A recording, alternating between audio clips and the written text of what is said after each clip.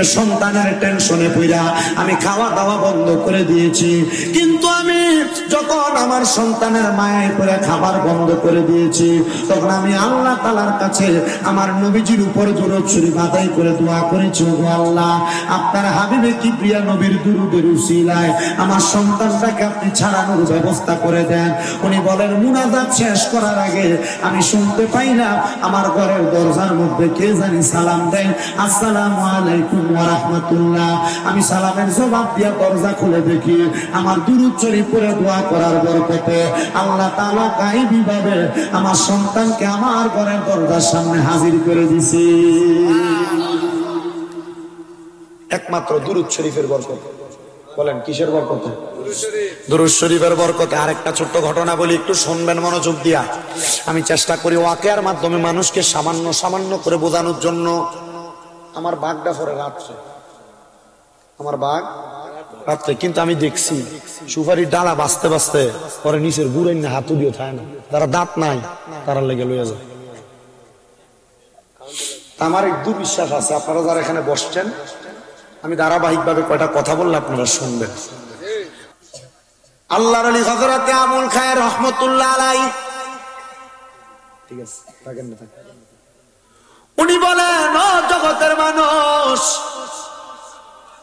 আমি আবুল খায়ের রহমতুল্লাহ আলাইহি প্রত্যেকদিন নামাজ আদায় করতাম। নামাজ আদায় কইরা আমি আমার আল্লাহ তাআলার কাছে দোয়া করতাম, আল্লাহ আপনি আমার দুনিয়া এবং আখিরাত দুইটা জায়গা ভালো করে দেন। যদি আমার দুনিয়া এবং আখিরাত দুইটা জায়গা ভালো হইয়া যায়, তাহলে আল্লাহ আমি দুনিয়া তো শান্তি পাবো, আখিরাত তো শান্তি পাবো। হযরত আবুল খায়ের রহমাতুল্লাহ আলাইহি বলেন, একদিন আমি আমার আল্লাহ তাআলার দরবারে যোহরের নামাজের আগে, সূর্য ওঠার পর থেকে সূর্য ডুবার আগ পর্যন্ত একটা নামাজ আছে, নফল নামাজ, এটাকে সলাতুল দুহার নামাজ অথবা চাষতের নামাজ বলেন। আবুল খায়ের রহমাতুল্লাহ আলাইহি বলেন, আমি দুহার নামাজ আদায় করতেছিলাম, চাষতের নামাজ আদায় করতেছিলাম। এমন টাইমে আমি আল্লাহু আকবার বলে নিয়ত বান্দার সাথে সাথে হঠাৎ করে আমার পেছন থেকে আওয়াজ আসতেছে, দেখো আল্লাহর বান্দা নামাজ আদায় করে, তার নামাজ তো আল্লাহর কাছে কবুল হয় না।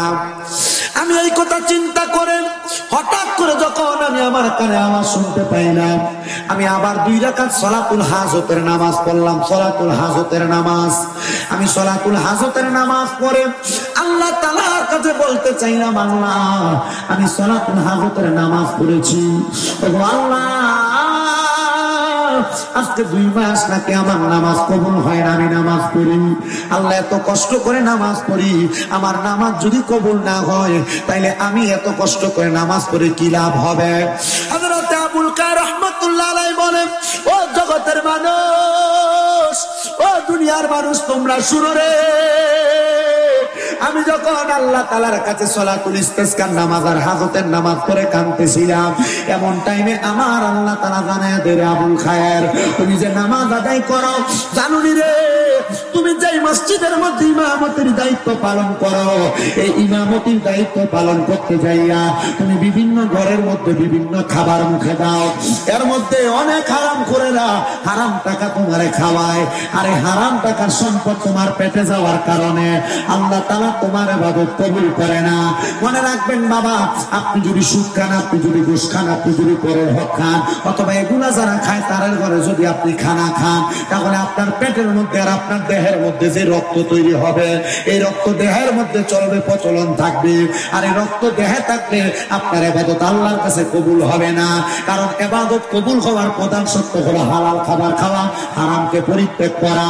আবুল খায়ের বলেন, এরপর থেকে আমি কারোর ঘরে কোনো খাবার খাই না, আমি আল্লাহ তাআলার ইবাদত করতে থাকি। যখন আমি কোনো মানুষের ঘরে খানা খাই না, আল্লাহ তাআলার ইবাদত করতে থাকি।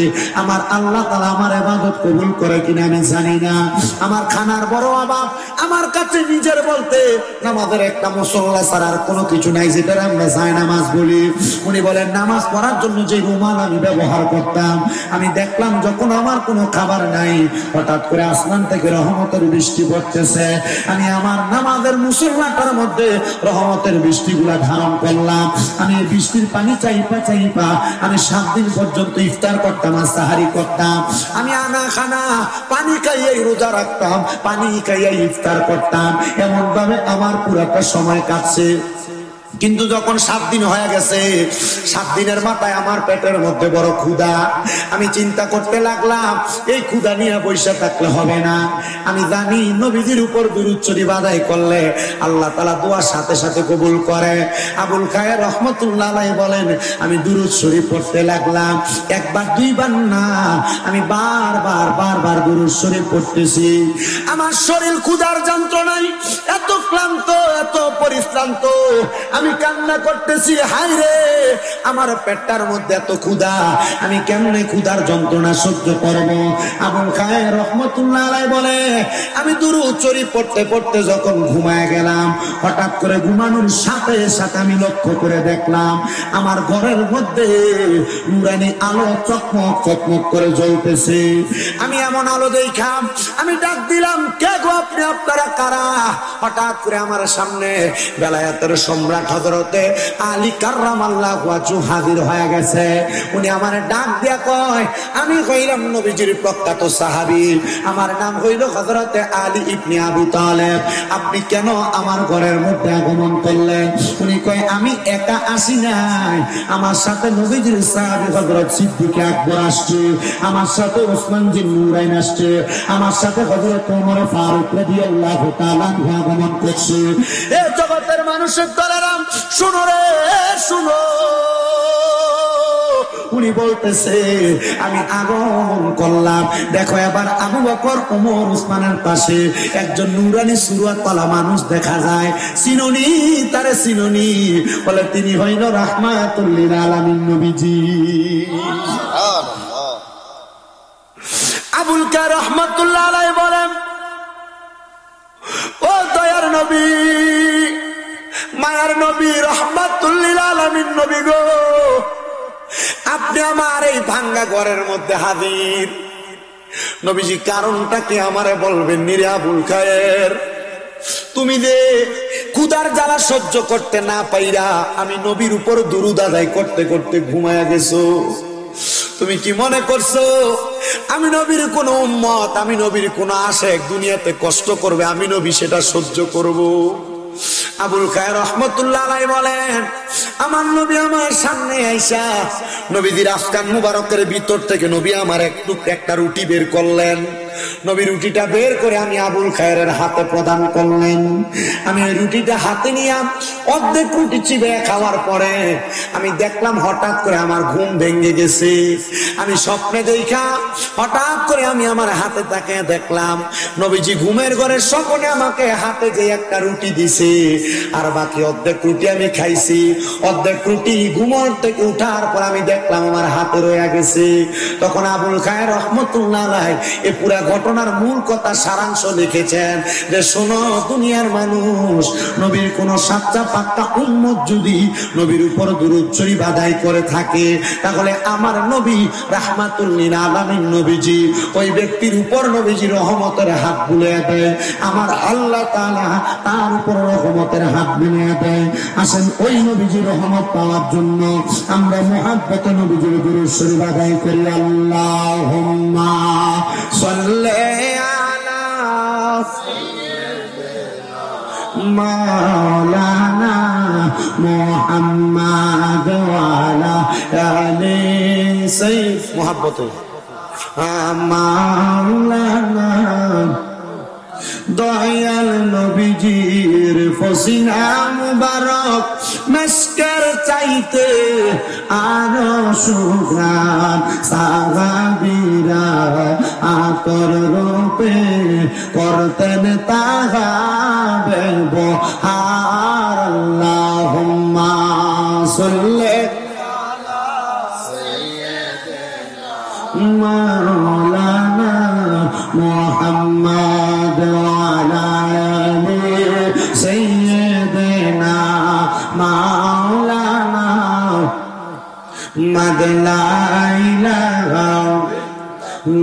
কালেমা লা ইলাহা লা জোরে লা ইলাহা হাসবি রব্বি জাল্লাল্লাহ পর মাফি কলবি গায়রুল্লাহ নূরে মুহাম্মদ সাল্লাল্লাহ পর লা ইলাহা ইল্লাল্লাহ লা ইলাহা লা ইলাহা আরে অনেক দূরে মদিনা আমরা কেমনে যাব জানি না। আপনারা বলেন আমরা সবাই মদিনা যাইতে চাই কি চাই না? ওরে গত বছর তো আসার পরে আমার মাথার মধ্যে লম্বা বাবরি চুল ছিল, মাত্র 3.5 মাস হয় আমি আমার নবীর রওজা মুবারক জিয়ারত করে আসছি রে বাবা।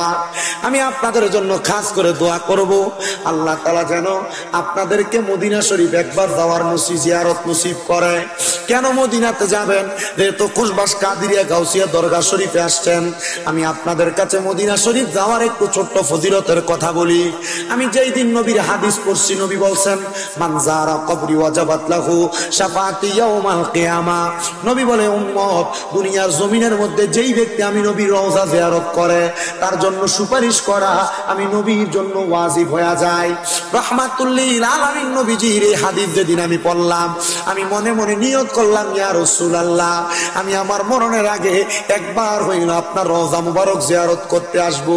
কিন্তু আমি যেই দিন মদিনা শরীফের সামনে গেছি, আমি সেই দিনই নবীজির রওজার সামনে দাঁড়ায় দাঁড়ায় বলছি, ইয়া রাসূলুল্লাহ, এত তাড়াতাড়ি যে আমার আল্লাহ তাআলা আমার দোয়া কবুল করবে আমি বুঝতে পারি নাই। ও মায়ার নবী, আল্লাহ মহান, আল্লাহ বড় মহিয়ান গরিয়ান। আপনার রওজার সামনে দাঁড়ায় দাঁড়ায় আপনার সালাম দিতেছি গো নবী, আপনি আমার সালাম কবুল করেন গো নবী। আপনার রওজা মুবারক দেখার পরে আমার মনের মধ্যে একটা আশা জাগছে গো নবী। আপনি নবীর রওজা দেখতে এত সুন্দর, আপনি নবীর রওজা মুবারকের সোনালী জালি মুবারক দেখতে এত সুন্দর, না জানি আপনি নবীজি দেখতে কত সুন্দর। ও নবী গো, এখন আপনার রওজার সামনে দাঁড়ায় দাঁড়ায় আরেকটা নিয়ত করতেছি, নবী আপনার রওজা মুবারক যেহেতু দেখে ফেলেছি, আপনি নবী মরণের আগে আমার একবার দেখা দিয়েন গো নবীজি। আমি এই কথাটা শুধু বলি নাই, আমি 7 দিন পর্যন্ত 5 ওয়াক্ত নামাজের পরে আমার নবীজির রওজার সামনে দাঁড়ায় দাঁড়ায় নবীজির সালাম দিছি। আমি সালাম দিয়া আমার নবীজির রওজার সামনে থেকে যেই দিন মক্কায় চলে যাব, আমি আমার নবীজির রওজার সামনে দাঁড়ায় দাঁড়ায় বলছি, ইয়া রাসূলুল্লাহ, বাংলাদেশের কত মানুষ মক্কা মদিনা আসার জন্য কান্দে, কিন্তু টাকা নাই, সামর্থ্য নাই, এরা মক্কা মদিনা আসতে পারে না। নবী গো, তাদেরকে ঘুমের ঘরে মরণের আগে একবার আপনার চেহারা মুবারক দেখাইয়েন। আমি এই দোয়াটা করার পরে আরেকটা দোয়া আল্লাহ তাআলার কাবা ঘরের মধ্যে ধরে ধরে বলছি, আল্লাহ তোমার কাবা ঘরটা দেখতে বড় সুন্দর, তোমার কাবা ঘরের মধ্যে 1 ওয়াক্ত নামাজ পড়লে 1 লক্ষ ওয়াক্তের সওয়াব হয়, তোমার নবীর মদিনা শরীফের ভিতরে 1 ওয়াক্ত নামাজ পড়লে 50,000 ওয়াক্তের সওয়াব হয়। আল্লাহ, কত মানুষ দুনিয়ার জমিনে নামাজও পড়ে না, ইবাদতও করে না, তারা কোন দিন 1 লক্ষ ওয়াক্ত নামাজ পড়বো তারা নিজেও জানে না। ও মুসলমান ইমানদারের দল, আপনি 1 লক্ষ ওয়াক্ত নামাজ কোনোদিন পড়তে পারবেন কিনা আমি জানি না, তবে আপনার কাছে ওয়াদা, আপনার কাছে আমার আবদার রে বাবা, কক্সবাজার ট্যুর দেওয়ার জন্য আপনি 10, 15, 20,000 টাকা বাজেট করেন, আপনি এই টাকাটা মক্কা মদিনা যাওয়ার জন্য বাজেট করবেন। বলে হুজুর, এই টাকা দিয়ে তো মক্কা মদিনা যাওয়া যাবে না, সর্বনিম্ন বর্তমান বাজারে 1,70,000 টাকা লাগে উমরা হজে যাইতে। আপনি নিয়ত করবেন, কারণ নবীজির হাদিস, নিয়াতুল মুমিনিন খায়রুম মিন আমালি, মুমিনের নিয়ত তার আমলের চাইতে উত্তম। আপনি যদি মক্কা মদিনা নাও যাইতে পারেন গো, আপনার আমল নামার মধ্যে মক্কা মদিনা তাওয়াফ জিয়ারতের সওয়াব হয়ে যাবে। মুসলমান, আমি তাকে দেখছি নবীজির রওজা মুবারকের ভিতরে যখন মানুষ ঢুকে, আমি দেখলাম অনেকের চোখ গুলা দিয়া বায়া বায়া পানি পড়ে। আমার লগের একজন ভাই জাকারিয়া, তারা জিগাইলাম কান্দোকা, এ আমার উল্টে প্রশ্ন করে, হুজুর আপনার চোখে তো পানি। তখন আমি চিন্তা করলাম, নবীজিকে ভালোবাসে নবীর কোন আশিক যদি নবীর রওজার সামনে আসে, এই ব্যক্তি কান্না করা ছাড়া থাকতে পারে না, তার চোখের পানি নবী দেখার বেদনায় এমনি ভায়া ভায়া পড়বে। ও বাবা, তোমার কুশবাসের মসজিদের ভিতরে, এলাকার মসজিদে, বাংলাদেশের মসজিদে 1 ওয়াক্ত নামাজ পড়লে 1 ওয়াক্তের সওয়াব পাইবা, কিন্তু মদিনার মসজিদে 1 ওয়াক্ত নামাজ পড়লে তো 50,000 ওয়াক্তের সওয়াব পাইবা। আমি আবদার করি, 2-3 লাখ টাকা হইলে যারা জায়গা কিনা রাখেন, 1-2 লাখ টাকা হইলে যারা ব্যাংকে ব্যালেন্সটারে বাড়ান, আপনি টাকাগুলা না জমাইয়া মক্কা মদিনা যাওয়ার জন্য নিয়ত করেন। মনে রাখবারে মুসলমান, এই টাকা পয়সা গুলা জমাইয়া রাইখা মক্কা মদিনা যাইতে পারলে তুমি বুঝতে পারবা কত শান্তির জায়গা, কত আরামের জায়গা সোনার মদিনা। এজন্য আশিক তো সুরে সুরে লেখে, ভালোবাসার জায়গা মদিনা, ভালো লাগার জায়গা মদিনা। বলেন ভালোবাসার জায়গা মদিনা, ভালো লাগার জায়গা। কেউ মদিনা ভালো লাগে না আপনাদের? যদি ভালো লাগে মোহাব্বতে বলেন ভালো লাগার জায়গা মদিনা, ভালোবাসার জায়গা মদিনা। বলেন ভালোবাসার জায়গা মদিনা, ভালো লাগার জায়গা মদিনা। হাইরে এত সুন্দর জায়গা কোথাও দেখি না, এত সুন্দর জায়গা কোথাও দেখি না।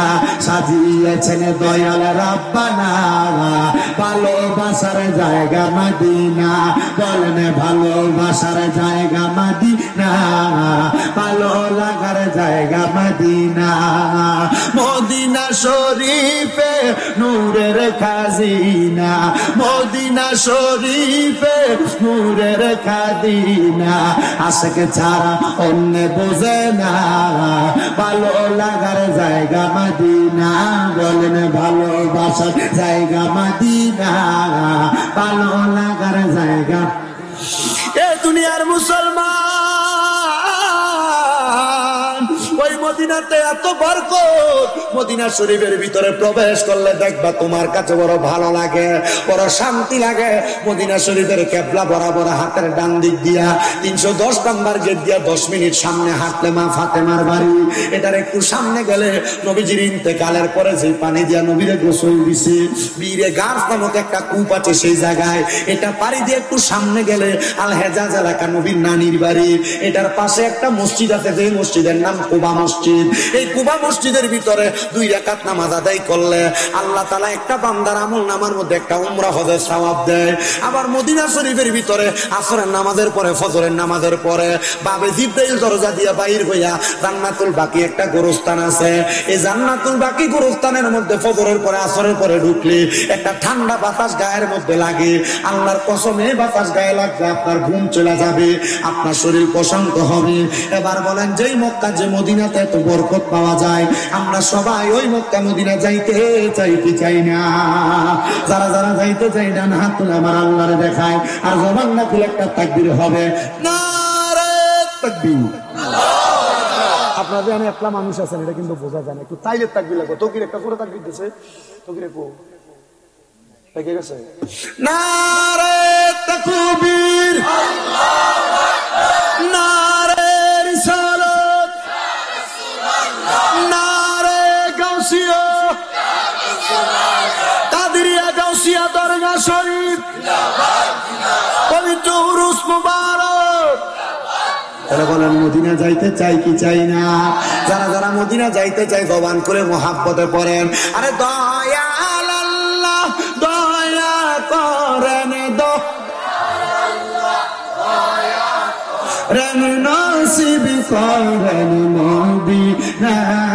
লা ইলাহা ইল্লাল্লাহ, লা ইলাহা ইল্লাল্লাহ, লা ইলাহা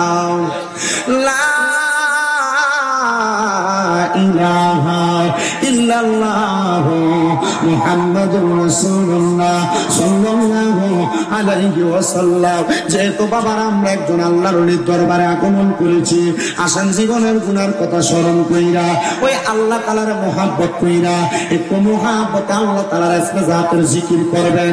চোখগুলো বন্ধ করে দিয়া আল্লাহ তাআলার জিকির করবেন, যেন আপনার আমার জীবনের গুনাহগুলো মাফ হয়ে যায়।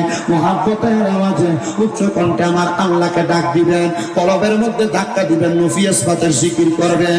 এই কলবে ধাক্কা দিলে এই কলবটারে আপনার মুর্শিদের দিকে মোতাজ্জু করবেন, মুর্শিদের কলবটা আমার নবীজির দিকে মোতাজ্জু হয়ে যাবে। মাঝখানে অনেক আল্লাহর ওলির সাথে মোতাজ্জু হবে, এটা অনেক লম্বা কথা।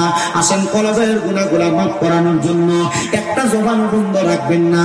যাদের জবান আছে তাদের কাছে আমার দাবি আছে, জবান থাকলে মোহাব্বতের আওয়াজে একটু জিকির করেন আল্লাহ আল্লাহ আল্লাহ আল্লাহ আল্লাহ আল্লাহ আল্লাহ। জবানটা খুইলা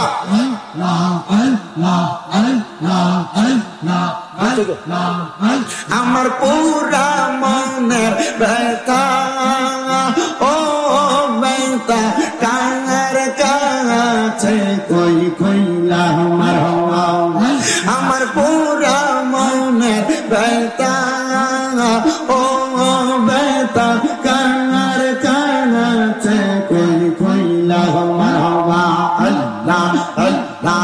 আমার মুর্শিদ বিনে প্রেমের তালা খুলবে কেমনে মারহাবা।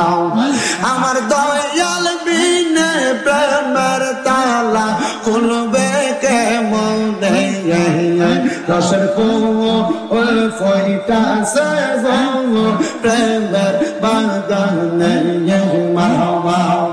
রসের ফুল ফইটাছে প্রেমের বাগানে মারহাবা। আল্লাহ আল্লাহ আল্লাহ। সেই বাগানের বুমর গোতারা সদাই তারা পাগল পাগলা আল্লাহ আল্লাহ দিকিরেতে থাকে যে মশগুল মারহাবা।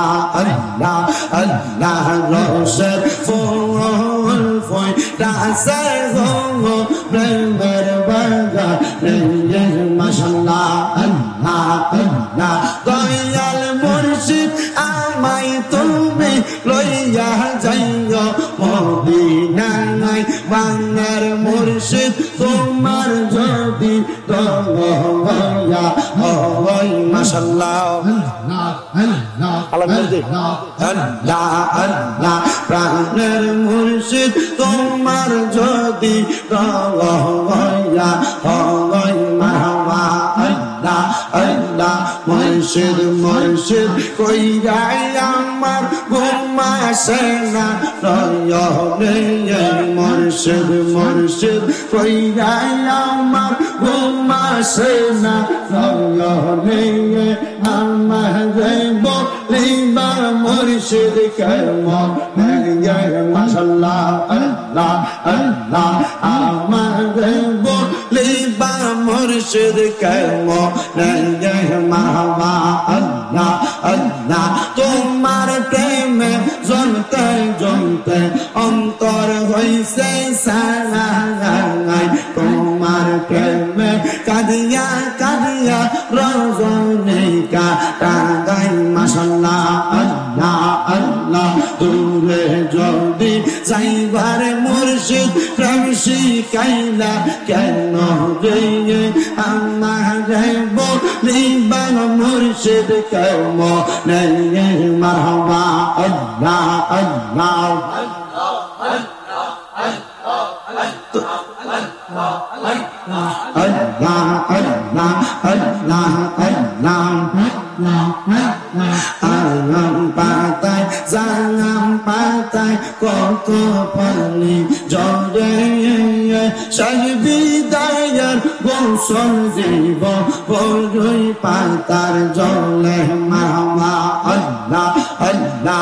আতর গোলাপ সুরমা চন্দন সিটাই দিব রে ও প্রাণের খুশবা আসি রে তুমি ধীরে ধীরে ফিরে ফিরে চালা আইয়ো রে মারহাবা। আল্লাহ আল্লাহ। আমার বিয়া যাবি আমি চারজন দেখি আন্দার ঘরে নামাই দিয়া দিব আমায় ফাঁকি মারহাবা। আল্লাহ আল্লাহ।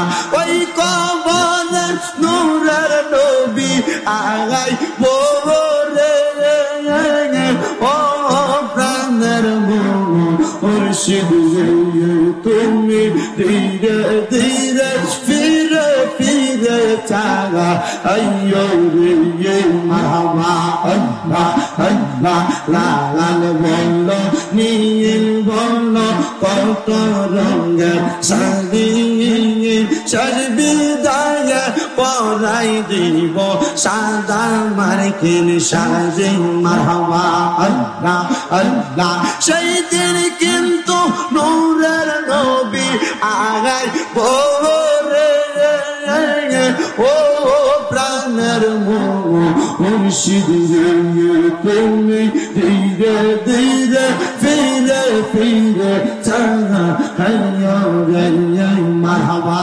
আল্লাহ আল্লাহ আল্লাহ আল্লাহ আল্লাহ আল্লাহ আল্লাহ ইলাহা ইল্লাল্লাহু মুহাম্মাদুর রাসূলুল্লাহ সাল্লাল্লাহু আলাইহি ওয়াসাল্লাম আল্লাহুম্মা আমিন আল্লাহুম্মা আমিন ইয়া রাব্বাল আলামিন আসসালাতু ওয়াসসালামু আলা রাসূলিহিল কারীম রব্বানা যালামনা আনফুসানা ওয়া ইন লাম তাগফির লানা ওয়া তারহামনা লানাকুনান্না মিনাল খাসিরিন ইয়া ইলাহি রহম ফরমা मुस्तफा की वास्ते खुले दे दरवाजाए रहमत गदा की वास्ते रहमतुल लिल आलमीन खत्मे रसूल जाने जगह अहमद व हामिद मुहम्मद मुस्तफा की वास्ते मबूदो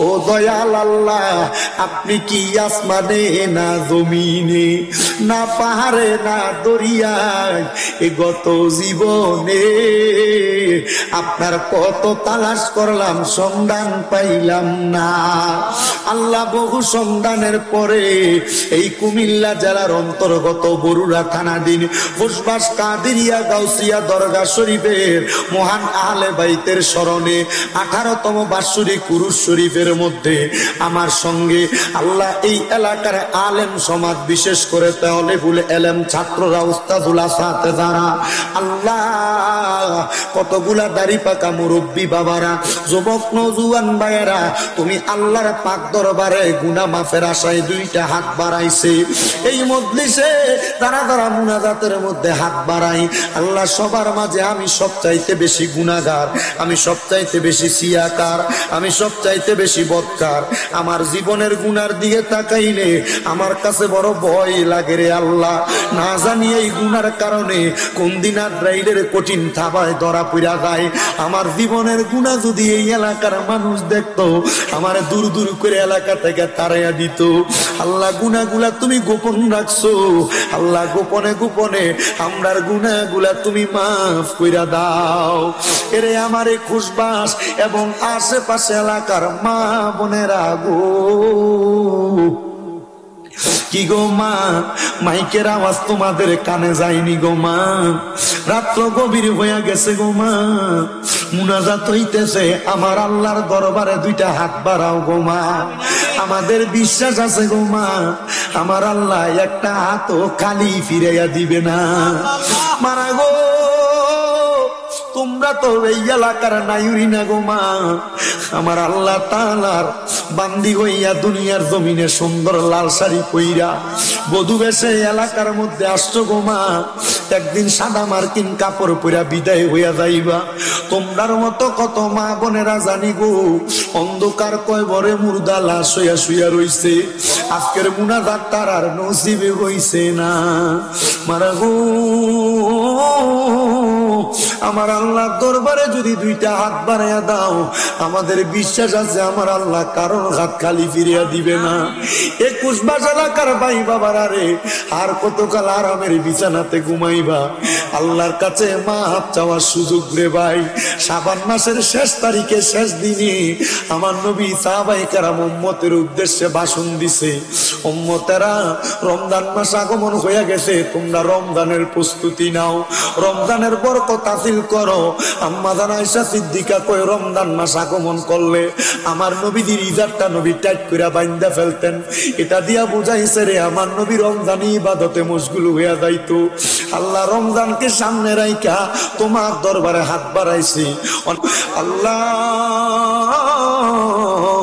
আজকের মুনাজাতে কে জানি হাত বাড়াইছে, কার জানি জগতের মধ্যে বাবা নাই। হায়রে বাবা, যেই বাবা রিক্সা চালাইয়া মাটি কাইটা মাথার ঘাম পায়ে ফালাইয়া পরের বাড়িতে বদলার কাজ করে সন্তানকে মানুষের মতো মানুষ করার জন্য আব্বা নিজের রক্তরে পানি বানাইছে, এমন আব্বা যাদের অন্ধকার কবরে রে আল্লাহ আব্বার কবর জান্নাতের বাগান বানাইয়া দাও। ও দয়া, কত কপাল পোড়া হত বাগারা হাত বাড়াইছে, তাদের জগতের মধ্যে মা নাই। আরে মা, যেই মা 10 মাস 10 দিন গর্ভে ধারণ করে সন্তানের প্রসব বেদনা সহ্য করতে মার বড় কষ্ট হইছে, এমন মা তাদের অন্ধকার কবরে আম্মার কবর জান্নাতের বাগান বানাইয়া দাও। যাদের মা বাবা বেঁচে আছে গো, হায়াতে তৈয়বা নসিব করে দাও। আম্মা আব্বার শরীর স্বাস্থ্য সুস্থতার জিন্দেগি দান করো। আম্মা আব্বার শিফায়ে আজলা কামেলা নসিব করে দাও মাবুদু। আম্মা আব্বার সেবা যত্ন করার মতো তৌফিক দান করো আল্লাহ। বিশেষ করে আজকে এই কুশবাস কাদিরিয়া গাউসিয়া দরগা শরীফের যে ভক্তবিন্দুরা মাহফিলে আসছে, যারা পর্দার অন্তরালে মা বোনেরা শুনতেছে, এই মাহফিলে যারা টাকা দিয়া পয়সা দিয়া শ্রম দিয়া বুদ্ধি দিয়া পরামর্শ দিয়া মাইক দিয়া লাইট দিয়া প্যান্ডেল দিয়া মিডিয়ার বাইরা সহ সম্মানিত শ্রোতা মণ্ডলী পুরুষেরা পর্দার অন্তরালের আমার মা বোনেরা, আল্লাহ প্রত্যেককে তুমি কবুল মঞ্জুর করে নাও। আল্লাহ এই দরবারের তাবারুক গুলা রোগের শিফা হিসেবে কবুল মঞ্জুর করে নাও। মনিব, অনেক প্রবাসীরা বিদেশ থেকে দোয়া চায়, আল্লাহ প্রবাসীদের কার দোয়া তুমি কবুল মঞ্জুর করো।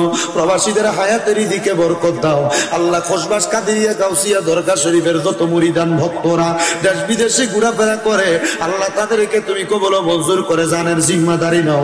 গাউসে পাকের গাউসিয়তের চাদরের নিচে থাকার তৌফিক দাও আল্লাহ। মরণ দিবা দুঃখ নাই, তবে বেঈমান বানায়া মরণ দিও না। মরণের আগে নবীজির নূরের চেহারা মুবারক দেখতে দেখতে আখিরি জবানে মধুর কালেমা পড়াইয়া দিয়েন, লা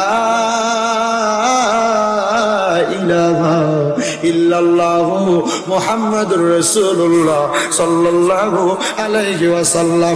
একটা জবানকে বন্ধ রাখবেন না, জবানটা ছেড়ে দিয়ে উচ্চ কণ্ঠে জোরে কোন আলহামদুলিল্লাহ। আমার ভাইরা বাবারা বন্ধুরা, আমি ডাইনে বামে না চাইয়া অল্প কিছুক্ষণের মধ্যে বয়ান শ্রবণ করে হুজুর কেবলার মুনাজাতের মাধ্যমে বিদায় হয়ে যাবেন। আমার আল্লাহর নবী প্রখ্যাত হাদিস বিশারদ হযরত আব্দুল্লাহ ইবনে উমর রাদিয়াল্লাহু তাআলা আনহু বলেন, আমি আপনাদেরকে মাহফিলে যারা বসছেন সওয়াবের উদ্দেশ্যে না গুনার উদ্দেশ্যে? কথা আসতে কইছেন, সওয়াব জোরে কোন সওয়াবের উদ্দেশ্যে না গুনার উদ্দেশ্যে? এই ভালো উদ্দেশ্য যারা মনে মনে নিয়ত করে, আমার আল্লাহ তাআলা তাদেরকে কঠিন বিপদ থেকে উদ্ধার করে। তারা কামাই রুজি না থাকলে আল্লাহ কামাই রুজিতে বরকত দেয়, তারা বিপদে থাকলে বিপদ থেকে উদ্ধার করে, রোগে আক্রান্ত থাকলে রোগ থেকে শেফা দান করে। মারহাবা বলেন না? আব্দুল্লাহ ইবনে উমর রাদিয়াল্লাহু তাআলা আনহু বলেন, আমি আমার নবীজির জবান মুবারকে বলতে শুনেছি, 3 ব্যক্তি দুনিয়ার পরচনার মধ্যে পইরা গুনাহ করতে করতে পাহাড়ের একটা গুহার মধ্যে যে আটকাইছে। এই গুহার মধ্যে যখন আটকাইছে, বড় বড় 3টা পাথর আইসা এই গুহার মুখটা বন্ধ করে দিছে। ওই বান্দারা গুহার ভিতরে তাইকা তাইকা কান্দে, হায় আমরা পাপাচার করার জন্য গুনার কর্ম করার জন্য আমরা আসলাম, এখন আমরা এই পাপাচারের কারণে আমরা পাহাড়ের গুহার মধ্যে আক্রমণের শিকার হইলাম। আল্লাহর দরবারে কান্দে, কিন্তু তারা মনে মনে চিন্তা করতেছে কোনো ভালো নিয়ত যদি করে আল্লাহ তাআলা হয়তো ওই ভালো কাজের উসিলায় আমাদেরকে মাফ করে দিবে। মুসলমান, এবার ওই 3 ব্যক্তি একজন আর একজনকে বলতেছে, তোমার জীবনে যদি কোনো ভালো আমল থাকে ওই আমলটার উসিলা দিয়া দোয়া করো, দেখবা আমার আল্লাহ তাআলা ওই ভালো কাজের উসিলায় তোমারে মাফ করে দিবে, হয়তো আমাদেরকে মুক্তি দিবে। ওই 3 ব্যক্তির এক ব্যক্তি আল্লাহ তাআলার কাছে দোয়া করে, আল্লাহ আমি অন্য কোনো ভালো কাজ করি নাই, তবে আমি একটা ভালো কাজ করেছি। আমার পরিবার যখন অনটনে চলতো। আমার আব্বা জানের ইন্তেকালের পরে আমি আমার ঘরের একটা বকরি ছিল, একটা উটনি ছিল। আমি বকরি এবং উটনির দুধ দহন করতাম। দুধ দহন কইরা এই দুধগুলা সর্বপ্রথম আমি আমার মারে খাওয়াইতাম। আমার মা খাওয়ার পরে যে দুধ বাঁচত, ওই দুধ আমি আমার সন্তান এবং স্ত্রীদের খাওয়াইতাম। আমার সন্তান এবং স্ত্রী খাওয়ার পরে যে দুধ বাঁচত আমি খাইতাম। কিন্তু হঠাৎ করে একদিন আমার আম্মা জান, আমি যখন দুধ দহন করলাম, দহন করে মায়ের ঘরে প্রবেশ করে দেখি আমার মা ঘুমিয়ে গেছে। আমি ওই দুধগুলা নিয়ে দাঁড়িয়েছিলাম। আমার সন্তানকেও খাইতে দেয় নাই, ছোট ছোট বাচ্চা মানুষ, তাদেরকে কষ্ট দিয়েছি। আমি নিজেও খাই নাই, আমার স্ত্রীরও খাবারটা দেই নাই। আমি চিন্তা করেছি আমার মা যদি দুধ না পান করে, এই দুধ আমি সন্তান খাবো না, আমার সন্তানেরও খাওয়াবো না, আমার স্ত্রীরও আমি খাওয়াবো না। এই কথা চিন্তা কইরা রে ওই ব্যক্তি বলে, সকালবেলা যখন আমার মা ঘুম থেকে জাগ্রত হয়েছে, আমি আমার এই দুধের বাটিটা আমার মাকে প্রদান করলাম। মা গো, আপনি একটু দুধ পান করে, তারপর আমি পান করবো, আমার সন্তান পান করবে। আমার জীবনে যদি কোনো ভালো কাজ থাকে, তাহলে এটা আমার সবচাইতে ভালো কাজ, এটার চাইতে ভালো কাজ আমার কাছে নাই। এ সন্তানের তো ওই তিন ব্যক্তি বলে, পাহাড়ের গুহার সামনে যখন পাথর আইসা গুহাটা বন্ধ করে দিছি, এবার সে ব্যক্তি বলে, আল্লাহ আমার এই ভালো কাজের উসিলায় তুমি আমাদেরকে এখান থেকে উদ্ধার করো। তখন ওই পাহাড়ের গুহার মুখ থেকে একটা পাথর সরে গেছে। এবার আরেকজন বলে, তোমার কোনো ভালো আমল আসেনি, তুমি ওই ভালো আমলটার উসিলা দিয়া দোয়া করো, দেখবা আমার আল্লাহ তাআলা তোমার ভালো আমলের উসিলায় তোমার এখান থেকে উদ্ধার করবে। সে বলে, আমার কোনো ভালো আমল নাই রে, আমার কোনো ভালো আমল নাই। তবে আমি যখন আমার বাড়িতে থাকতাম, আমার বাড়িতে একজন কর্মচারী ছিল, একজন দাস ছিল। সে আমার বাড়িতে কাজকর্ম করতেন। তখন আমার বাড়িতে কাজ করছে, তার কাজের বিনিময় ছিল দৈনিক কাজ করলে তার 1 সের করে চাল দেওয়া হইতো। এখন ওজনে মাপ দিয়া চাল দেয়, আগে সেরে মাইপা চাল দিত সেরে। আমার বাড়িতে যখন সে একদিন কাজ করত, আমি তার 1 সের চাল দিতাম। সে আমার বাড়িতে 1 মাস পর্যন্ত কাজ করেছে। আমি তার 1 মাসে 30টা খুশি চাল দিছি, 30টা তোলা চাল দিছি। কিন্তু সে আমারে বলছে, বাদশা আপনার বাড়িতে যে আমি কর্ম করি, যে চাল আপনি আমার দিছেন, এই চালগুলা আমার বাড়িতে আমি নিলে খাওয়ার মতো লোক নাই, বা সেগুলা আপনি আপনার কাছে আমানত রাখেন। আমি তার চালগুলা আমানত রাখলাম। আমি দেখলাম সে আমার কাছে অনেকদিন পর্যন্ত চালগুলা নিতে আসে না, চালগুলার মধ্যে কেরি পোকা ধরে। আমি যখন দেখলাম চালগুলা নষ্ট হয়ে যাবে, আমি চালগুলা বাজারে বিক্রি করে দিছি। বিক্রি করে তার চাউলের টাকা দিয়ে আমি একটা ছাগল ক্রয় করছি। ছাগলটা ক্রয় কইরা আমি ছাগলটা পালতে পালতে অনেকগুলা ছাগল হয়েছে। এই ছাগলগুলা লালন পালন করার পরে দেখলাম এই ছাগল দিয়ে হবে না, এগুলো অনেকগুলা। আমি ছাগলগুলা বাজারে বিক্রি করে আমি একটা গরু কিনছি। গরু কেনার পর অনেকগুলা গরু হয়েছে। আমি একটা রাখাল রাখছি, সুন্দর একটা খামার বানাইছি। এই গরুগুলা আমি লালন পালন করাইছি রাখাল দিয়া। হঠাৎ করে ওই ব্যক্তি আমার বাড়িতে এসে আমার কাছে বলে, ও বাদশা, আপনার কাছে যে আমার কাজের বিনিময়ে চালগুলা ছিল, আপনি আমার চালগুলা ফেরত দেন। আমি তারে উত্তর দিয়েছিলাম, এদের বড় একটা তুমি গোয়ালঘর দেখতে পাও, এই গোয়ালঘরের মধ্যে যে গরুগুলো আছে সব তুমি নিয়ে যাও। আমার কাজের লোকটা বলেছে, হুজুর আপনি আমার সাথে টিস্কারি করতেছেন। উনি বলেন, না রে বাবা, টিস্কারি করি না। মনে রাখবা তোমার চালগুলা যখন নষ্ট হইতে লাগছিল, আমার কাছে আমানত ছিল, আমি চালগুলা বিক্রি করি একটা ছাগল কিনা, একটা এরপরে গরু কিনা, এগুলা তোমার আমানত আস্তে আস্তে বৃদ্ধি পাইছে, এগুলা সব তোমার, তুমি নিয়ে যাও। এ ব্যক্তি দোয়া করে, আল্লাহ আমার একটা ভালো কাজ আছে, অন্য কোনো ভালো কাজ থাক আর না থাক, আল্লাহ তুমি একটা ভালো কাজের উসিলায় তুমি আমাদেরকে পাহাড়ের গুহার থেকে উদ্ধার করো। উনি বলেন, দোয়াটা করার সাথে সাথে আমি তাকে দেখলাম গুহার মুখ থেকে আরেকটা পাথর সরে গেছে। বাকি কয়টা পাথর? একটা পাথর, 3টা পাথর ছিল, 2টা পাথর ভালো দোয়ার কারণে আল্লাহ সরাইয়া দিছে। ও বন্ধুরে, গুহার মধ্যে আক্রমণ থাকা অবস্থায় আরেকটা পাথর আছে। আরেকজনকে বলে, তোমার কোনো ভালো আমল থাকলে তুমি ওই ভালো আমলের উসিলা দিয়া আল্লাহর কাছে দোয়া করো। উনি বলেন, আমার অন্য কোনো ভালো আমল আছে কিনা আমি জানি না। আমার একটা চাচাতো চাচাতো বোন ছিল, ওই চাচাতো বোনের চেহারা বড় সুন্দর ছিল, আমার মধ্যে একটা খায়েশ তৈরি হয়েছে, আমি কখন আমার এই চাচাতো বোনের সাথে মিলিত হব, জিনা ব্যভিচার করব। কিন্তু আমি এমন কোন সুযোগ পাই নাই আমার চাচাতো বোনের সাথে জিনা ব্যভিচার করব। হঠাৎ করে আমার চাচাতো বোন আমার কাছে 100 দিরহাম পাওনা হাওলাত নেওয়ার জন্য আসছে।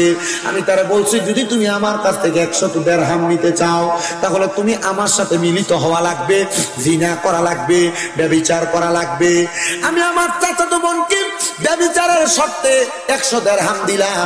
একদিন রাত্রবেলা সে আমার কাছে ব্যভিচারে লিপ্ত হওয়ার জন্য, তার পাওনা মিটিয়ে দেওয়ার জন্য আসছে। তখন আমি তার যখন রাত্রিবেলা তার শরীরের মধ্যে টাচ করলাম, সে আমার কাছে বলেছে, ভাই আপনি যে আমার শরীরে ধরলেন, আমি আপনার জন্য একজন পরনারী, আপনি আমার শরীরে ধরো আপনার জন্য হারাম। ভাইজান গো, আপনি আমার আল্লাহরে ভয় করেন, যদি আপনি আল্লাহরে ভয় করেন তাহলে আপনি আমার এই শরীরের উপর টর্চার করতে পারবেন না, আমার এই শরীরটা ব্যবহার করতে পারবেন না। এবার ওই ব্যক্তি ডাক দিয়ে কয়, আমার যখন আল্লাহরে ভয় করার কথা বলছে আমি তারে ছেড়ে দিছি। আমি ছেড়ে দেওয়ার পরে এরপরে আর কোনো গুনার কর্মকাণ্ড করি নাই।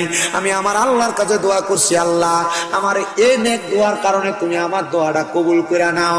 আল্লাহর কসম, আমার আল্লাহ তাআলা আমার নেক দোয়া কবুল করছে। আমার দোয়াটা কবুল কইরা গুহার মুখ থেকে বাকি পাথরটা সরাইয়া নিয়ে গেছে। শুধু গুহার মুখ থেকে পাথর সরাইয়া নেয় নাই, আল্লাহ তাআলা রহমতের ফেরেশতাদেরকে আদেশ করেছে, রে ফেরেশতারা তোমরা তোমাদের রহমতের হাত দ্বারা এই 3 জন ব্যক্তিকে গুহার মধ্য থেকে উদ্ধার করো। মুসলমান, ভালো ভালো নেক কাজের উসিলা দিয়ে আল্লাহর কাছে দোয়া করলে আল্লাহ দোয়া কবুল করে। আজকে যে কষ্ট করে আপনারা বসে রইলেন, আমার সঙ্গে 2-1টা কথা শুনতেছেন, আপনারা জানেননি এখন রাত্র গভীর হয়ে গেছে, রাত্র এখন বাজে 1:50। আমি মাইক ধরছি যে 1 ঘন্টা 16 মিনিটের মতো হয়ে যায়। ও বাবা, আপনি যে গভীর রজনীতে আল্লাহ তাআলার ইবাদতের মধ্যে মশগুল হয়ে গেছেন, এটা আপনার জন্য ভালো ইবাদত। আল্লাহর কাছে অন্য কোন ইবাদতের কথা বলতে পারবেন কিনা আমি জানি না, তবে একটা কথা আল্লাহর কাছে কান্না করে করে বলবেন, আল্লাহ আমি দুনিয়াতে অন্য কোন নেক আমল করতে পারিছি কিনা আমি জানি না, তবে একটা নেক আমল করেছি আল্লাহ। খুশবাস কাদিরিয়া গাউসিয়া দরগা শরীফের মধ্যে গভীর রজনীতে শামীম রেজার মতো গুনাহগারকে সামনে নিয়ে আমরা 2-1 মর্তবা কথা শুনেছি, জিকির আজকার করেছি। আল্লাহ গভীর রজনীতে আমরা মুনাজাতের জন্য অপেক্ষা করেছি। আপনারা বলেন, গভীর রাতের দোয়া আমার আল্লাহ চাইলে কবুল করতে পারে কি পারে না? ও বাবা, ছোট্ট আরেকটা ঘটনা কারগুজারি শোনাই। আল্লাহ তাআলার বন্ধু হযরতে সুলতান মাহমুদ গজনবী রহমতুল্লাহ আলাইহি, জিনার বাড়ি হইল ভারতের জমিনে। সুলতান মাহমুদ গজনবী ছোটখাটো কোনো আল্লাহর ওলি না। সুলতান মাহমুদ গজনবী বড় একজন বাদশা ছিলেন, ওনার এলাকা পরিচালনা করতেন। সুলতান মাহমুদ গজনবী বলেন, আমি বাদশা কথা সত্য, আমি 5 ওয়াক্ত নামাজের পাশাপাশি আমার আল্লাহ তাআলা সন্তুষ্টির জন্য আমি তাহাজ্জুদের নামাজ পড়তাম। আমি হুজুরে কইছিলাম, হুজুর এত রাত্রে মাহফিলের মুনাজাত কেন দেন কি লাগে? আমার কইছে, আব্বা আমি তো তাহাজ্জুদ নামাজটা পড়া এরপরে মুনাজাতটা করি। আমি নিজে আপনাদের যে শামসুল আরিফিন পীর সাহেব হুজুর, আমি কইছি আপনি এগুলা জমজমাট থাকতে শেষ করে দেন। হুজুরে মাইন্ড নিছিল, আমি বাদ মাগরিব বাদ এসা জহিরুল ইসলাম ফরিদি সাহেব, এরপরে হাসান আজারি সাহেব, এরপরে হুজুরে মিলাদ ক্যাম্প করে মুনাজাত দিয়ে দিব। আমি জানি না এটা কোন হেকমতে ঘুরে গেছে, আমি আবার সেই শেষ রাইতে আপনারা লইয়া 2-1টা কথা কওয়া লাগতেছে। হুজুর আমার কইছিল যে, আব্বা সবসময় তো তাহাজ্জুদ নামাজের পরপরই মুনাজাতরা হয়, এর লাগা মুনাজাতরা করবার লাগা এমন হয়তো বা হুজুরের নিয়ত এটাই ছিল। তা আমি এতটুকু বিশ্বাস করি, তাহাজ্জুদ নামাজ এমন একটা ইবাদত, ওয়া মিনাল লাইলি ফাতাহাজ্জাদ বিহি নাফিলাতাল লাকা আসা আইয়া বাসাকা রাব্বুকা মাকামাম মাহমুদা। এই আয়াত যখন নাযিল হইছে, নবীজি চোখের পানি ফালায়া ফালায়া কাঁদছে। আম্মা জান আয়েশা সিদ্দিকা কয়, আমার নবী সারা রাত 2 রাকাত নামাজ পড়ছে। কয় রাকাত? নবীজি যখন নামাজ শেষ করছে, আমি নবীরে জিগাইলাম, ইয়া রাসূলুল্লাহ এত লম্বা রুকু সেজদা আপনারা আর কোনোদিন করতে দেখি নাই। নবীজি যখন নবীজির মাথা মুবারক ফিরেছেন, আম্মা জান আয়েশা সিদ্দিকা কয়, আমি নবীজির দিকে তাকায় দেখলাম নবীজির চোখগুলো একবারে বড় বড় লাল হয়ে গেছে আর চোখের পানি বায়া বায়া পড়তেছে। জিজ্ঞাসা করলাম, ইয়া রাসূলুল্লাহ আপনি এভাবে কান্না করছেন কেন? নবীজি বলছে, আম্মা আয়েশা শোনো, আমি নবীকে আল্লাহ বলছে আমি তাহাজ্জুদ পড়লে আল্লাহ তাআলা আমার মাকামে মাহমুদ দিব। ও আয়েশা, আমি নবী আল্লাহর কাছে কাঁদছি, আমার উম্মত তো আমি নবীর পাগল, আমার উম্মত তাহাজ্জুদের নামাজ পড়বো, আমার উম্মত যে তাহাজ্জুদের নামাজ পড়বো, আল্লাহ আমার উম্মতের কি দিবে? আমাদের আয়েশা ডাক দিয়া কই, ইয়া রাসূলুল্লাহ, আমার আল্লাহ তো আপনার দোয়া ফিরাইয়া দিবে না। আপনি নবীর একটা উপাধি হলো মুস্তাজাবাতুদ দাওয়াত, আপনি কোন দোয়া করলে আল্লাহ তাআলা সাথে সাথে দোয়াটা কবুল করে। নবী গো, আমার আল্লাহ তাআলা কি বলছে? নবী আমার ডাক দিয়া কয়, আয়েশা,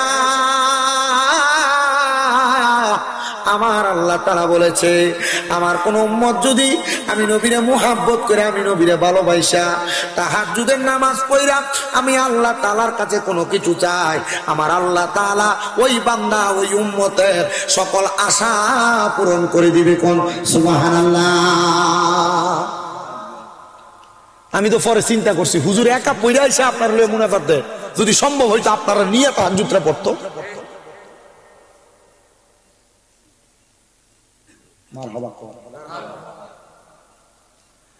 সুলতান মাহমুদ গজনবী, গজনব এলাকার ভারতের বড় বাদশাহ, নামাজ ছেড়ে দিছে। নামাজ ছাড়ছে। আমরা নেতার ফরজের খবর নাই, জোহরের খবর নাই, আসরের খবর নাই, মাগরিব এশার খবর নাই।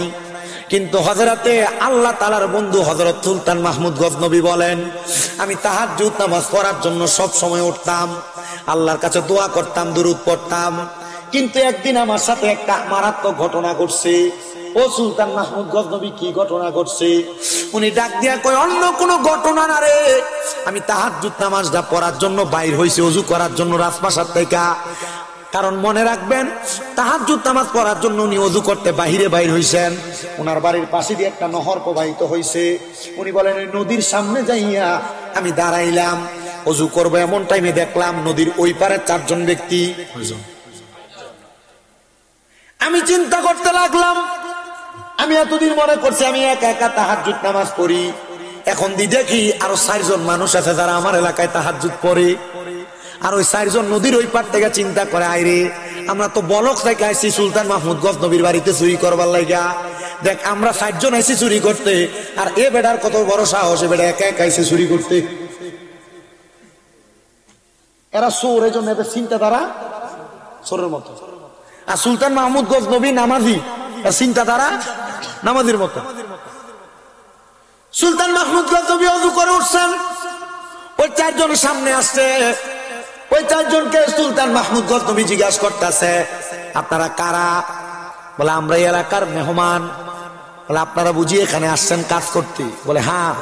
বলে, আপনারা যে এখানে আসছেন 4 জন আসলেন। বলে, আমরা তো 4 জন আসছি, আপনি তো একা আসছেন। বলে, আপনার কাজ কি? বলে, আপনার যেই কাজ আমরা সেই কাজ। সুলতান মাহমুদ গজনবী কয়, আমার কাজ তো তাহাজ্জুদ নামাজ পড়া। আমি তারা কইলাম না, তারা জিজ্ঞাসা করলাম তোমার কাজটা কি বলো। তারা আমারে বলছে, আমরা আসছি এই বাড়িতে চুরি করার জন্য, আমরা 4 জন আসলাম, আপনি এক আসলেন, আপনার ভিতরে কি একটু ডর লাগলো না? সুলতান মাহমুদ গজনবীর সাথে ডাক দিয়ে কই, আচ্ছা চুরি করতে আসছেন? বলে, হ্যাঁ। বলে, আপনারা যে চুরি করতে আসছেন, এটা তো বাদশার বাড়ি, ধরা খাইলে তো জামিন পাবেন না, আপনাদের এমন কি ক্ষমতা আছে? এত প্রহরীদার, এত পাহারাদার, কেমনে চুরি করবেন? সুলতান মাহমুদ গজনবী রহমতুল্লাহ আলাইহি ডাক দিয়ে বলতেছে, শোনো, কেমনে চুরি করবা? এই 4 জন ডাক দিয়া কয়, আমরা 4 জনের 4টা ক্ষমতা আছে, আমরা 4টা ক্ষমতা দিয়ে বাদশার বাড়ি চুরি করব। বলে, 4 জনের কি ক্ষমতা বলো? একজন ডাক দিয়া কয়, আমার ক্ষমতা হলো চুরি করতে যাওয়ার সময় কুত্তার একটা স্বভাব দেখবেন, বালা মানুষ দেহ আর খারাপ মানুষ দেহ গেউ গেউ করে। আমি কুকুর যখন গেউ গেউ করে ডাকে, কুকুর কি ভাষায় ডাকে, কি বলে, আমি তার ভাষা বুঝতে পারি। আরেকজন জিজ্ঞাসা, তোমার ক্ষমতা কি? বলে, আমার ক্ষমতা হইল অন্য কোনো ক্ষমতা না, আমি কোন ঘরের সামনে গেলে ঘরের দরজা যত কঠিন তালা থাক না কেন, আমি একটা পলকের মাধ্যমে ঘরের তালাটা খুলতে পারি। 3 নাম্বার ব্যক্তির জিজ্ঞাসা, তোমার ক্ষমতা কি? বলে, আমার ক্ষমতা হইল ঘরে প্রবেশ কইরা এই ঘরের ভিতরে কোন জায়গায় স্বর্ণমণি মুক্তা জহরত আছে, আমি নাকের ঘ্রাণটা টান দিলে বলতে পারি কোথায় কি আছে। আর 4 নাম্বারটারে জিজ্ঞাসা, তোমার ক্ষমতা কি? উনি ডাক দিয়া কয়, আমার ক্ষমতা হইল আমি রাত্রবেলা যারে দেখি, দিন হইলে তারে চিনি। 4 জন কয়, আপনি তো একা একা চুরি করতে আসছেন, আচ্ছা চলেন একা চুরি না কইরা আমরা আজকে একসাথে চুরি করি, তবে আমরা 60 জনের তো 60টা ক্ষমতা, আমরা সমান ভাগ নিমু। আপনার কি ক্ষমতা আছে কোন? আপনার ক্ষমতার বলে আমরাও আপনারও সমান ভাগ দিব। উনি ডাক দিয়া কয়, আমার ক্ষমতা হলো আমি যদি ডান দিকে তাকাই তাহলে জেল হাজত মাফ হয়ে যায়, আমি যদি বাম দিকে তাকাই তাহলে ফাঁসির আসামি মাফ পাওয়া যায়। তারা কয় যদি বাদশার বাড়িতে ধরা খাই তাহলে তো হয় জেল হইব নয় ফাঁসি হইব। আপনি ডাইন দিকে চাইলে যেহেতু জেল হাজত মাফ, বাম দিকে চাইলে যেহেতু ফাঁসির আসামি মাফ, তাহলে চলেন আপনি আমাদের সাথে, আপনিও সমান ভাগ পাবেন। যা চুরি করবো বাদশার বাড়িতে আমরা চুরি করি। প্রবেশ করছে বাদশার বাড়িতে, এমন টাইমে কুকুর ঘেউ ঘেউ করে ডাকতেছে। বাদশাহ নিজে বলতেছে, কুকুরের ভাষা বুঝনেওয়ালা তুমি বলো। কুকুরটা ঘেউ ঘেউ করে কি বলছে? এক কইতেছে কুকুরের ভাষা তো বড় ডেঞ্জারাস। বলে কি বলে? বলে কুকুর বলতেছে যার বাড়ি তারে লইয়া নাকি চুরি করতে যায়। দেখছেন নি তারে লইয়া চুরি করতে যায়, আমরা 5 জনই তো চোর। আসলে কি 5 জন চোর? কুকুরের কথা সত্য না মিথ্যা? মনে রাখবেন, মানুষ বেঈমানি করবে। একটা কুকুরকে যদি আপনি খাবার খাওয়ান একদিন, এই কুকুর কোনোদিন আপনার সঙ্গে বেঈমানি করবে না। বলে হুজুর মানুষের দাম কি এত কম না? আল্লাহ কইছে ইন্নাল ইনসানা লাফি খুসর, সকল মানুষ ক্ষতিগ্রস্ত। কেমনে ক্ষতিগ্রস্ত? যারা নিজের বুঝবে যে পরের ক্ষতি করে, মানুষের সম্পদ নষ্ট করে, এই মানুষগুলা থেকে বড় সাবধান, বড় সাবধান, বড় সাবধান। আপনি কখনো দুনিয়া জমিনে মানুষ চিনতে ভুল করেন না। আর মনে রাখবেন, আপনার বন্ধু হোক, ভাই হোক, এলাকার মানুষ হোক, এই মানুষের সাথে মানুষের সম্পর্ক নষ্ট হয়। 1 নাম্বার প্রধান কারণ হলো বর্তমানে টাকা লেনদেন করা। আপনি যদি কাউরে টাকা হাওলাত দেন, দেখবেন তার সাথে আপনার সম্পর্ক নষ্ট। বলে হুজুর হাওলাত দিলে নষ্ট না, যদি টাকা চাইতে যায় তখনই তার মুখটা বেজার হয়ে যায়। আমি আমার জীবনে যত মানুষের সাথে বন্ধুত্ব হয়েছে, সম্পর্ক নষ্ট হয়েছে, দূরত্ব তৈরি হয়েছে, আমি দেখছি হয় তারে আমি টাকা হাওলাত দিছি, তার কাছে চাইতে গেছি, তার সাথে আমার সম্পর্ক ঠিক নাই। মনে রাখবেন, দুনিয়াতে যা করেন আর না করেন, দান সৎকা করবেন, মানুষকে টাকা হাওলাত দিতে বড় সাবধান। বালা সম্পর্ক নষ্ট হয়ে যাবে। বালা সম্পর্ক কথা কয় না তো, বালা সম্পর্ক নষ্ট হয়ে যায়। এজন্য টাকা সাবধান হাওলাত দিতে। কেউ যদি টাকা হাওলাত চায়, প্রথমে তারে করবেন তুই 100 টাকা খাওয়া যা, হাওলাতের দরকার নেই। ঠিক আছে? এবার প্রবেশ করছেন, যেই ব্যক্তি তালা খুলতে পারে সাথে সাথে তালা খুলে ফেলছেন।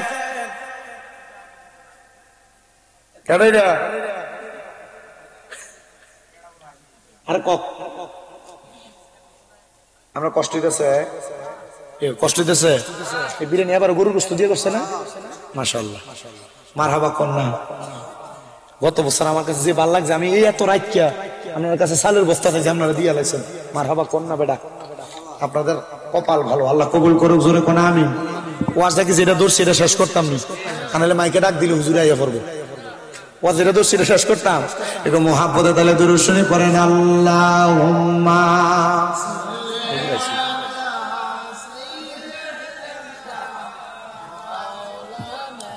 মুহাম্মদ ওয়া আলা আলি সাইয়্যিদিনা মাওলানা মুহাম্মদ। নারে তাকবীর, আল্লাহু আকবার। নারে রিসালাত, ইয়া রাসূলুল্লাহ। নারে গাউসিয়া, ইয়া গাউসুল আযম। খুশবাস কাদিরিয়া গাউসিয়া দরগা শরীফ জিন্দাবাদ, জিন্দাবাদ। 18তম বার্ষিক উরুস মুবারক, জিন্দাবাদ, জিন্দাবাদ। হযরতুল আল্লামা শামসুল আরিফিন খুশবাসী হুজুর কেবলার আগমন, শুভেচ্ছা স্বাগত। এই মাহফিলের পক্ষ থেকে শুভেচ্ছা। সবাই জোরে কোন মারহাবা। হুজুর যেহেতু চলে আসছেন, দোয়া হয়ে যাবে। আমি শুধু আমি কি এখন শেষ করে লাইতাম না আপনি করতেন বলবেন? আমি একটা ওয়াজ ধরছি, এটা শেষ করতাম। বেটা কইছে যে ওয়াজ এটা বলে শেষ করতাম। আমরা আসেন তো ইনশাল্লাহ? না, সব দিয়ে আসেন পড়ে না। কাটা কাটা আসুন, একটু হাত তোলেন। নারে তাকবীর। না না, খারো খারো, এরা তাকবীরের নমুনা তো নাই। জোরে জোরে তাকবীর দেন, জোরে দেন তাকবীর দেন, জোরে। নারে তাকবীর, নারে রিসালাত, ইয়া রাসূলুল্লাহ। নারে গাউসিয়া, ইয়া রাসূলুল্লাহ। খুশবাস দরবার। আরে একটি বাসায় দুইটি পাখি, কত যে আনন্দে থাকি গো। মুর্শিদ এখন তুমি কোথায়, আমি কোথায়, কাউকে কেউ আর দেখি না আগে, জানি না তুমি এমন করে ছেড়ে যাইবা মুর্শিদ আগে, জানি না তোমার আত্মাতে মিশাইয়া আত্মা কইতাম কত মনে কথা গো। এখন কার কাছে কই মনের কথা, কেউ নাই আমার আপনা মুর্শিদ, কার কাছে কই মনের কথা, কেউ নাই আমার আপনা আগে, জানি না তুমি এমন করে ছেড়ে যাইবা মুর্শিদ আগে, জানি না। এ দুনিয়ার মুসলমানদের ওই চার চোরের মধ্যে সবাই যখন করে প্রবেশ করে সব মালামাল নিয়ে নিছে, এবার এমন টাইমে চারদিকে ফজরের আযান হয়ে গেছে। বাদশা সুলতান মাহমুদ গজনবী কয় তারা সব মাল করে নিয়ে একটা ঘরে যখন ঢুকছে, আমি চিন্তা করলাম আজকে তাহাজ্জুদ নামাজ পড়তে পারি না সুরের আর কারণে, আমি আজকে তাহাজ্জুদ নামাজ ছেড়ে দিছি, তাইলে ফজরের নামাজ তো সারা যাবে না। আমি ঘরের দরজাটা লাগায়া তাদেরকে ঘরের মধ্যে আটকায়া আমি এবার ফজরের নামাজ পড়তে দাঁড়াইলাম। পুরো এলাকার মধ্যে খবর দিলাম, এই এলাকার মানুষ শুনো, আমি বাদশা সুলতান মাহমুদের বাড়িতে চুরি করার জন্য চোর আসছে, আজকে তাদের বিচার কার্য পরিচালনা করা হবে। পুরো এলাকার মানুষ হাজির হয়ে গেছে। বাদশা সুলতান মাহমুদ চেয়ারের মধ্যে বসছেন আর আসামিদেরকে কাঠগড়ায় দাঁড় করাইছেন। সকল মানুষ কয় বাদশার বাড়িতে চুরি করতে আসছে, কোন চোর রে, আসুন আমরা তার একটু তাকিয়ে দেখি। এবার চোরটারে দেখতে যখন আসছে, একজনের মধ্যে চারজনের মধ্যে তিনজন চোখের পানি ফালাইয়া ফালাইয়া কান্দে, একটা মুসকি মুসকি আসে। কইতে পারবেন কোনটা আসছে? ওই যে এটা রাতকে যেটারে দেখে দিনে এটারে চিনি। সবাই অবাক হয়ে গেছে, কিরে সবাই কাঁদতেছে, তুমি কেন হাসো? সে ডাক দিয়ে কই হুজুর, আমি হাসার কারণ হইল হুজুর আপনি কেমনে কামনা করলেন, রাত্রবেলা এক লগে আমরা চুরি করতে ঢুকলাম, হুজুর এক লগের সঙ্গী হইয়া আপনি আমরা ফাঁসির কাছে ঝুলাইবেন, বিচার করবার লাগে আসছেন। হুজুর মায়া নাই, এক লগে থাকার কারণে ডাইনে একবার বামে একবার তাকান না। হুজুর কয় তাকাইছি ডাইনে বামে। হুজুর আপনার কথা মোতাবেক আমরা ফাঁসিও মাপ, জেল হাজতও মাপ।